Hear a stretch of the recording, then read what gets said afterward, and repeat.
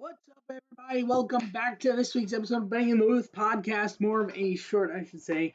Uh, we've got a lot to talk about. We've got the division series wrapped up, and the championship series starting. We've got NFL Week 6 recap and Week 7 predictions. We've got college football with a huge upset that came over the weekend and going into this coming up weekend's games, and some big news about the podcast in general, all coming up right now. What's up, everybody? Welcome back. If you are not aware, we officially have reached 100 subscribers on the channel. Thank you so much for the support to this point. I very much do appreciate it, and it's crazy me saying that at this point, at this time. At this point, I'm actually over 100. At the time of recording, we are at 105 subscribers. So now going from 100 to beyond 100, and it is nice to be seeing. So, one thing I do want to say before I get into this week's episode, with getting 100 subscribers, I got the community tab for the channel, which is huge. And basically, to explain what it is before I get into the one thing I posted, it's basically where I can post updates on the channel, like if an episode's going to be coming out late, or if it's going to be posted off a day. Like, if you don't have direct communication with me, whether you don't have Twitter or you don't, whatever it is, this would be a good way to have communication where I could be posting updates on episodes, whether late upload or early start or whatever it is. And I could also post polls for such things like the subscriber goal stream for 100 subscribers, which I'm going to get to that poll in a moment, and other stuff like that. Speaking of community posts, I have posted one already today. I posted one on the channel just a few hours ago in terms of the 100 subscriber goal stream. There are two options I have put on the table.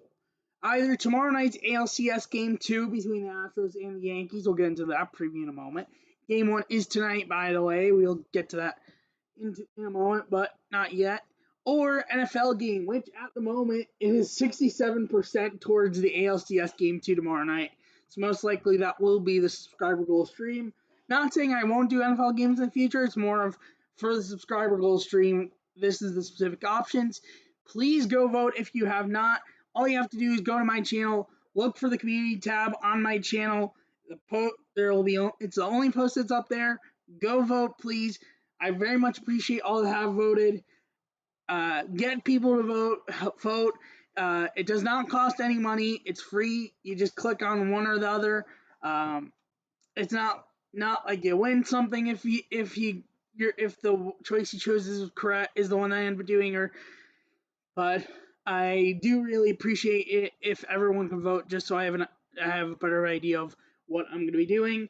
But tomorrow, I guess I could really give an update on kind of like a look of timing. Tomorrow, if it is the ALCS Game 2, which at this point it is looking like so, the game is 7:37 on TBS, so I'll probably start like 7, maybe 7:15, we'll see. It will be for my normal recording studio because I have the TBS app on my phone, and that'll be how I watch the game. One thing I do want to note, though, about it, which it is annoying, it is tedious, but at the end of the day, due to YouTube copyright issues, it is how I'm going to have to do it. You guys won't be able to see what's going on due to copyright issues, but I will be able to keep you up to date. You can keep on asking in chat for updates. I'll be willing to give updates as the game goes along. And you can come and chat and ask questions, talk. It'll be like a whole talking thing. And I'm excited to do this, and I'm excited that we've been able to that we could get to this goal and be able to do the stream, and I'm very excited. I actually forgot. There's actually some big news. As I did say, I would keep you guys up to date on when the qualifier when the bracket for the WBC would become officially announced fully. And yesterday night, they officially announced the WBC bracket fully of which qualifier teams are going to be in what spot. So I'm going to start off with that actually because I forgot about that part actually. So in terms of the qualifier teams, again, just to remind you in case, because it has been a bit since I talked about the qualifiers, Panama, Czech Republic, Great Britain, and Nicaragua are the 4 qualifier teams that are going to be in the 2023 WBC bracket. So, who's in what bracket? Going to the Taiwan bracket, along with Chinese Taipei, Netherlands, Cuba, and Italy, will be Panama. Going to the Japan bracket, which is Pool B. Pool A, by the way, is a Taiwan bracket. Pool B, which is going to be in Tokyo, Japan from March 9th to the 13th. Taiwan will be from 8th to the 12th of March. All the tournament will be in March, by the way. Pool B, going with Japan, Korea, Australia, and China, will be Czech Republic. Pool C, which is going to be in Phoenix, Arizona, March 11th to the 15th. Joining U.S., Mexico, Colombia, and Canada will be Great Britain. And then Pool D, joining Puerto Rico, Venezuela, Dominican Republic, and Israel in Miami, Florida, 11th to the 15th, will be Nicaragua. My thoughts about who got placed where, I think Israel definitely got the weakest qualifier team of them all. I mean, they look pretty good, but I'm saying of them all, I think they're the weakest. U.S. got a bit better competition now in Pool C, but really they got a very smooth pool, really, in general. And then Czech and Panama are going to have very interesting pools in Taiwan and Japan. Japan being always has a very good team and very good contestant. They've won it twice, so that should be interesting. Korea's been in the finals before. They've also been in the semis. Other than that, Australia and China are just usually there. Not much. But Chinese Taipei to Netherlands and Cuba for Panama, that's going to be very tough competition. Italy can sometimes be a bit interesting. But yeah, that is the official firm bracket, and we'll be talking about it again in March when the official tournament starts up in March. Can't wait to be talking about WBC when we get back to it in March of 2023. But that's it for the WBC update, and that will be it for WBC talk until March, or close to March, I should say, when I start getting more into the bracket with previews. So, LDS baseball playoffs, LDS wrap up. We had left off after the game ones. Philly took game one. Houston took game one. New York took game one. San Diego took game one. So, Wednesday, October 12th, NLDS Game 2, Phillies Braves. This was all Atlanta. Kyle Wright dominating the Phillies bats. They just were not able to do anything against Kyle Wright or anyone that pitched really for Atlanta that night. Wheeler was good, but then hit by pitch to Ronald Acuna started a 3-run sixth, which helped the Braves to a 3-0 lead and evening the series to Atlanta, which in my mind was a huge win because if they would have gone down to Philly down 0-2, that would have really put them in a hole. Now, did they end up winning the series? That's a different question. We'll get to that in a moment. But still, I think the fact that they won that game 2 was crucial in trying to in still having some hope in the series. NLDS Game 2 between the Padres and the Dodgers. This was a wacky game. Padres had leads. Dodgers tied it. Padres took a 3-2 lead and eventually add on 4-2 thanks to Jake Cronenworth. The storyline of this game, truly, though, is simple. The Dodgers couldn't get it done with runners in scoring position. They had first and second. They had second and third. They had bases loaded from every inning between 6th, 7th, 8th, and 9th. And not even one inning, could they capitalize on the effort as they ended up falling short to Padres in Game 2, 5-3. Which is kind of it was just I knew at certain points that was just it. I had a feeling once the Padres got that 5th run, I thought it was over because Dodgers were just not doing anything with runners in scoring position, and I came back to hurt them. But that is what happened in that game too. Astros Mariners game 2. Once again, Astros actually struck first thanks to Kyle Tucker. Castillo pitched pretty good for Seattle. Gave up a mistake we'll get into in a moment. But Seattle took a 2-1 lead in the 4th on a not fielded well play by Framber Valdez, who also pitched pretty good. And then an RBI single by Dylan Moore. But that lead did not last long as Yordan Alvarez, after hitting the walk-off 3-run homer in Game 1, had the go-ahead 2-run homer in Game 2. And even though the Astros would tack on an insurance run, that ended up being the decider as the Astros took game 2 4-2, going to Seattle up 2-0 and putting themselves in a comfortable position to end Seattle's season in Seattle in game 3, possibly. We'll get to that game 3 in a moment. The Guardians Yankees game ended up getting postponed to Friday, along next to the NLDS game 3s. And that game, too, well, this was an interesting game. The Yankees struck first thanks to a Giancarlo Stanton two-run homer off Shane Bieber in the first inning, and I felt like, okay, here we go. Well, Guardians came back to tie it by the fifth inning, capped off by Ahmed Rosario solo home run. And then in the top of the 10th, starting on a bloop hit by Jose Ramirez, a bad throw at second allowed Jose Ramirez to go to third. A bit bad throw to third, not enough though. But Oscar Gonzalez, the rookie with the SpongeBob SquarePants theme song, delivered the go-ahead hit to put the Guardians on top 3-2. And then thanks to Josh Naylor's RBI double, they got an extra insurance run. Didn't matter because they ended up winning 4-2 in 10 innings to even the series heading to Cleveland. NLDS Game 3, this was all Phillies. The Phillies put up a 6-run third inning. Bryce Stott RBI single, Rhys Hoskins 3-run homer, and Bryce Harper 2-run homer. That was the story of the game. Braves did get a run late on a classic 2022 Phillies play. Basically, I think it was like first and third, one out, or no, first and second, one out. And they ground into what should have been a double play, but Rhys Hoskins couldn't grip the ball at first, and it led eventually on the next year a Michael Harris RBI single that made it got a 1 run. By that point, it was too little, too late. As the Braves took game, and the Phillies took game 3, 9-1, and taking a 2-1 series lead. And then Padres Dodgers, it was all Padres. Blake Snell dominating the Padres. Tony Gonsolin not able to pitch well against the Padres. Snell pitching well against the Dodgers. Dodgers getting a run out of Mookie Betts' sac fly. But Padres getting runs early, capped off by Trent Grisham solo home run that ended up being a big difference. That ended up being the difference as the Padres won 2-1 to take a 2-1 series lead. Next day, Saturday, NLDS Game 4s, and ALDS Game 3s.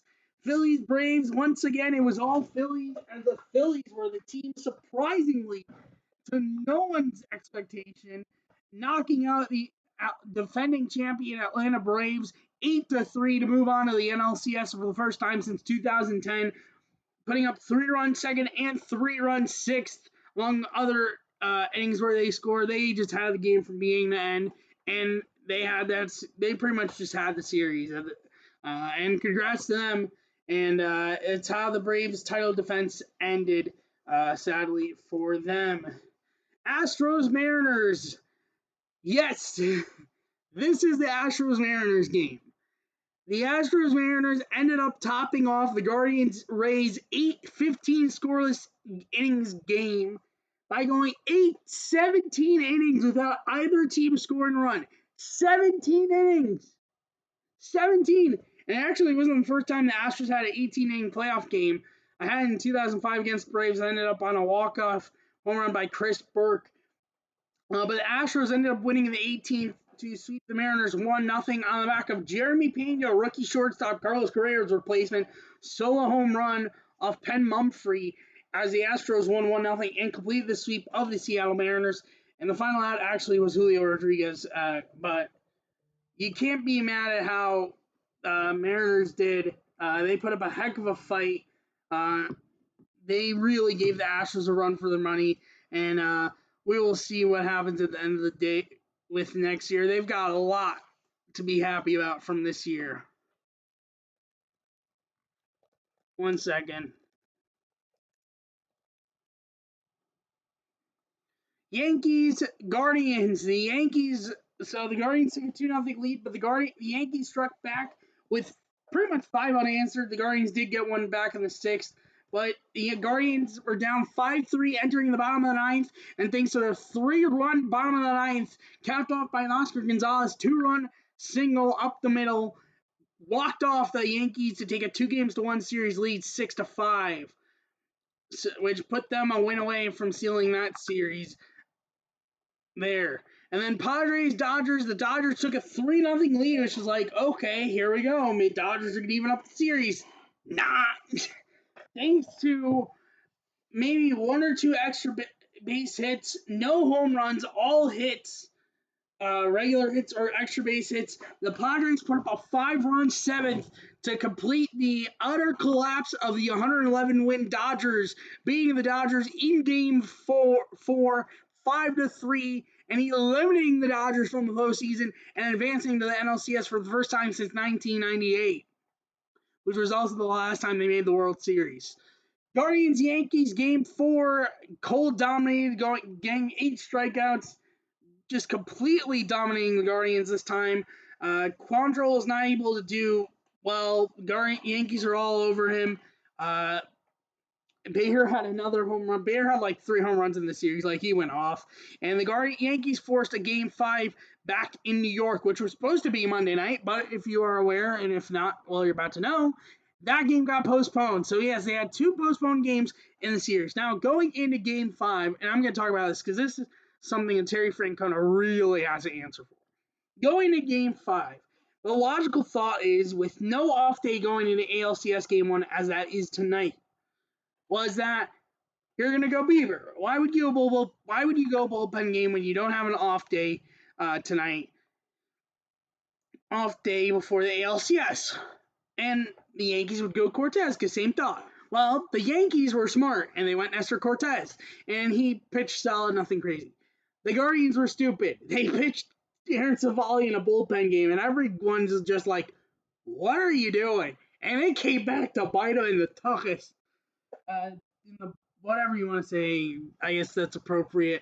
Aaron Judge and Giancarlo Stanton both homered, which you know as well as anyone knows. If both those guys homer in a game, you know it's over, and it was basically the sailing of the cake. Giancarlo Stanton 3-run homer, Aaron Judge solo home run. Yankees won 5-1 to eliminate the Guardians and advance the ALCS for another rematch with the Astros, just like the 2017 ALCS and 2019 ALCS, though this time coming after all of the cheating allegations have come out of the Astros. And then NLCS game 1 was last night. Wheeler and Darvish were dominating pretty early. Wheeler absolutely dominated the Padres, holding them to 1 hit the entire game. I think they had like another base runner or 2, but not much else. Darvish, though, gave up 2 mistakes, and that ended up costing the Padres a home run to Bryce Harper that barely got out in left field, and a moonshot from Kyle Schwarber as the Phillies took game 1 2-0 to take a game to none series lead.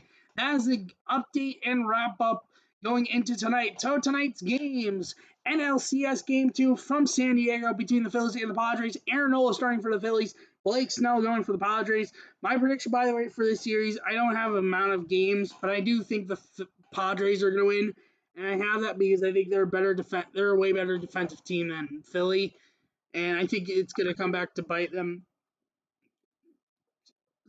And I think Philly's defense is going to come back to bite them at some point, and I think this is going to be when it comes back to bite them in this series. And then ALCS game 1 is tonight. Yankees Astros. Jameson Taillon going for the Yankees. Justin Verlander going for the Astros.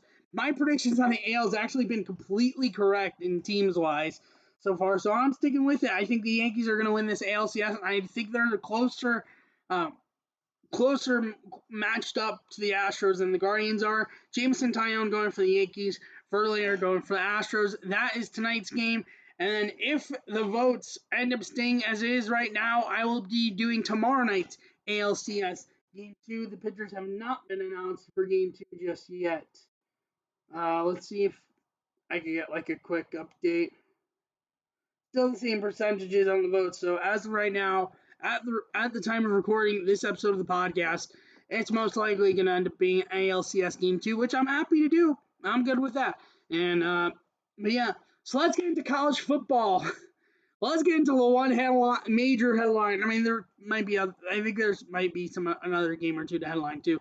But the big headline: Alabama coming in on a 15-game winning streak against Tennessee. Lost to Tennessee at Tennessee on a game-winning 40-yard field goal 52-49, and they actually flip-flopped in the rankings. We'll get into the rankings in a moment.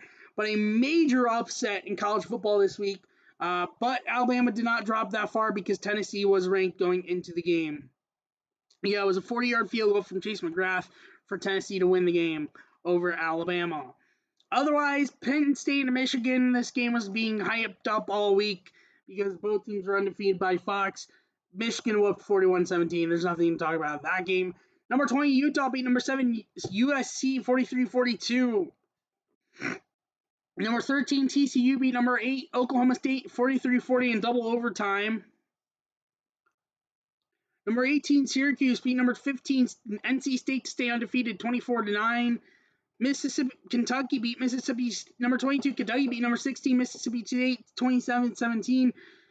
Oklahoma beat number 19, Kansas 52-42. And that's pretty much the headlines from last week. Before I get into the rankings, this week, well, Ohio State's back and playing, and they've got one that I've been circling on my calendar. I circled on the calendar since the schedule came out, and it's Iowa. To give context, the last time Ohio State played Iowa was at Iowa, and their stadium is known as a trap stadium. They get crazy crowds, and they're just like, it's like a stadium you don't want to play in, and they end up being like a trap game a lot at their home stadium. And last time Ohio State played them was at Iowa, and they got their butts handed to them in that game. Hold on.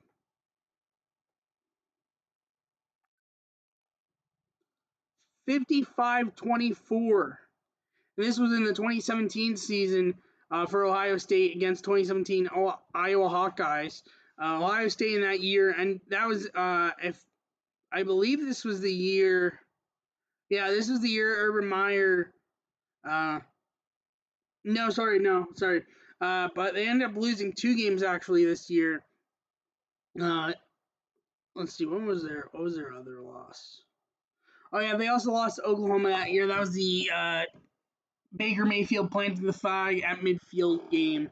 But yeah, Ohio State lost last time, and this time they're looking to get revenge for that loss. This time being at Ohio State. Other key games: Clemson hosting Syracuse this week. Let's see here. Penn State, Minnesota, and Alabama, Mississippi State, and that's really it for college football. So the rankings for college football for this week: Georgia staying at number 1, number 2 still Ohio State, number 3 Tennessee flipping up from going from 6 to 3. Number 4 is Michigan going up from 5 to 4. Clemson going down from 4 to 5. Number 6 is Bama going down from 3. Number 7 is Ole Miss going up from 9. Number 8 is TCU going up from 13. Number 9 is UCLA going up from 11. Number 10 is Oregon going up from 12. Number 11 is Oklahoma State going down from 8. Number 12 is USC going down from 7. Number 13 is Wake Forest going up from 14. Number 14 is Syracuse going up from 18. Number 15 is Utah going up from 20. Number 16 is Penn State going down from 10. Number 17 is Kansas State staying at 17. Number 18 is Illinois going up from 24. Number 19 is Kentucky going up from 22. Number 20 is Texas going up from 23. Number 21 is Cincinnati, same as last week ranking. Newly ranked Carolina at 22. Number 23 is NC State going down from 15. Number 24 is Mississippi State going down from 16. And number 25 is Tulane, newly ranked. Unranked teams this week that dropped out of the rankings from last week: Kansas, who was 19 last week, and James Madison, who was 25 last week. So that is college football going into week 8. So let's get into NFL Week 6 recap. Another trash Thursday night football game. Don't even have to talk about it.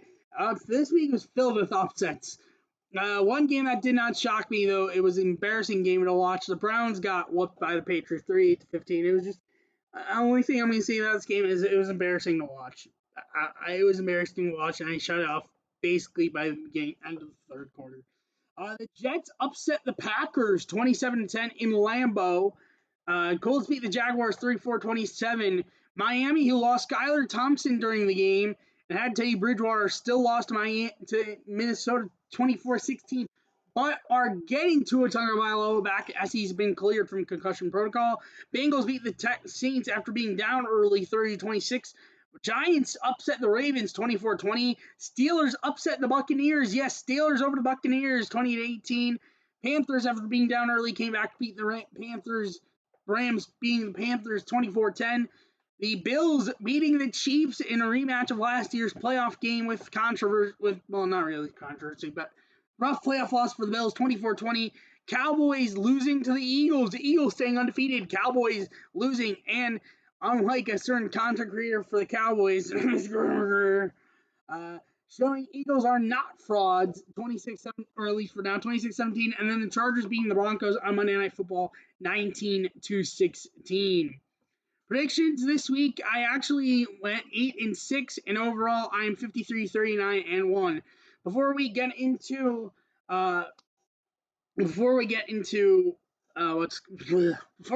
next week's predictions, standings update: Bills still in first place in the AFC East. Bills in first place at 5-1, followed by the 4-2 Jets, followed by the 3-3 Dolphins and 3-3 Patriots. AFC North tied for first place between the Bengals and the Ravens and the Bengals at 3-3, followed by a tie for third place between the Browns and the Steelers.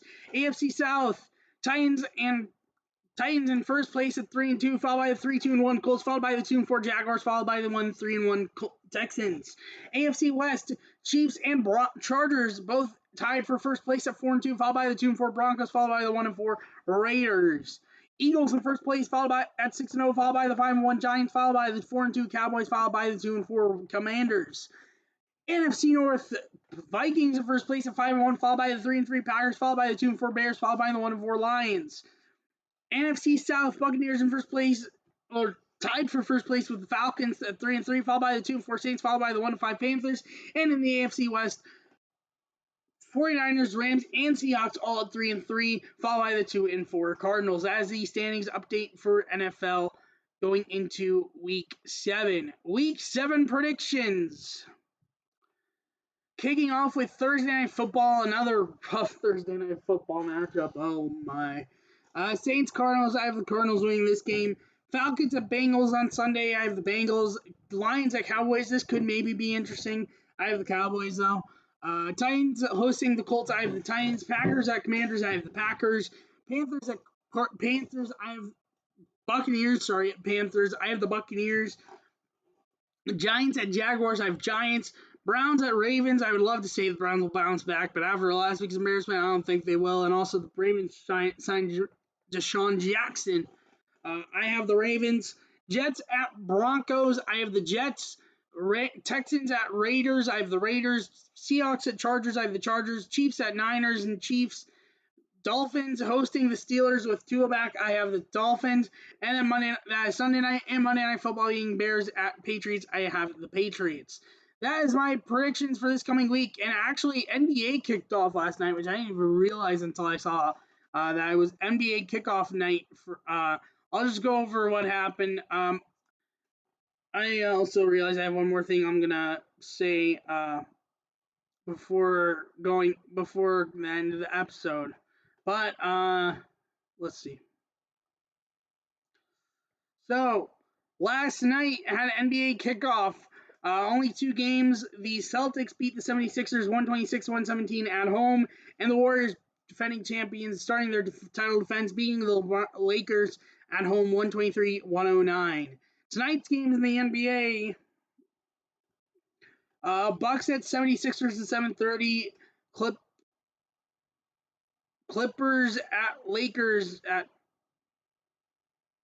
10. Oh, no, wait, sorry. That's Thursday's game, sorry. Tonight's games: Magic at Pistons at 7, Wizards at Pacers at 7, Rockets at Hawks at 7:30, Pelicans at Nets at 7:30, Bulls at Heat at 7:30, Cavs at Raptors at 7:30, Knicks at Grizzlies at 7:30, Thunder at Timberwolves at 8, Hornets at Spurs at 8, Nuggets at Jazz at 9, Mavericks at Suns at 10, Blazers and Kings at 10. That is the NBA schedule for tonight, which pretty much for all those teams, it's going to be their first game of the season. that is it pretty much for this week's episode. I will say I'm hoping to be next back to the streaming of episodes next week of the podcast. I hope to be back with those. Thank you so much for watching. If you are new on YouTube, subscribe down below, leave a notification bell, and so notify when I go live and or post video. And if you have not voted in the poll for what the subscriber goal stream should be, go vote on the YouTube channel in the community tab. Go check it out on the YouTube channel. If you're listening on audio, you can find the link to the YouTube channel via the link tree in the description of the podcast episode below.